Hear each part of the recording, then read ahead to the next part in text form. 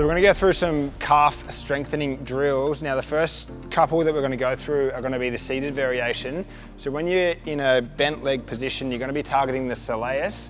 When you're in more of a straight-legged position, you're going to be targeting the gastroc. So we want to make sure we're getting both in our training.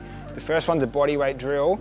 Now what you're going to notice is that we're sitting on our feet and we're just going to come up onto our toes as high as we can, ideally pressing through that big toe so that we can get that plantar fascia working as well. So coming up onto your big toe, going down without touching the floor, we're just going to extend through those feet and just go until your calves burn out or until you get a cramp.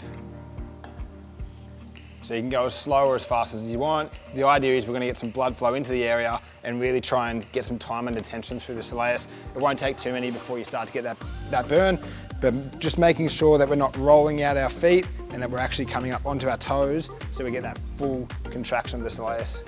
So the next variation we can do is a seated variation. So we're going to chock our feet up on a block so that we can get the full range of motion. So we can see his heels coming down, get that full stretch through the calf, and then we can drive through our big toe, driving up our heel into that plantar flexion as much as possible.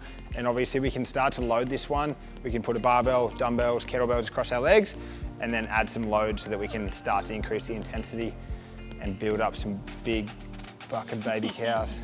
All right, so next up we've got the standing variation of the calf raises. So anything, you can use a step, a bench, your staircase, whatever you need to. Ideally, you want to make sure you can stay balanced. And now the reason why these ones are so great is because we can still get that full stretch at the bottom. So even though this is a stretching, it can also be a strengthening drill depending on how much you load it or how much time and attention you spend.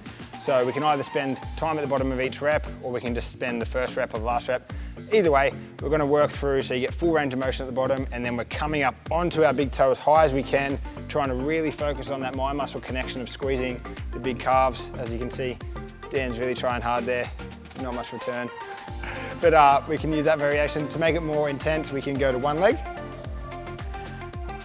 As always, anytime we go to one leg, we increase the intensity, and we can also load that up if we have ability to. So either dumbbells, you can hold dumbbells on the side to load it up, or another variation, we can jump on the floor.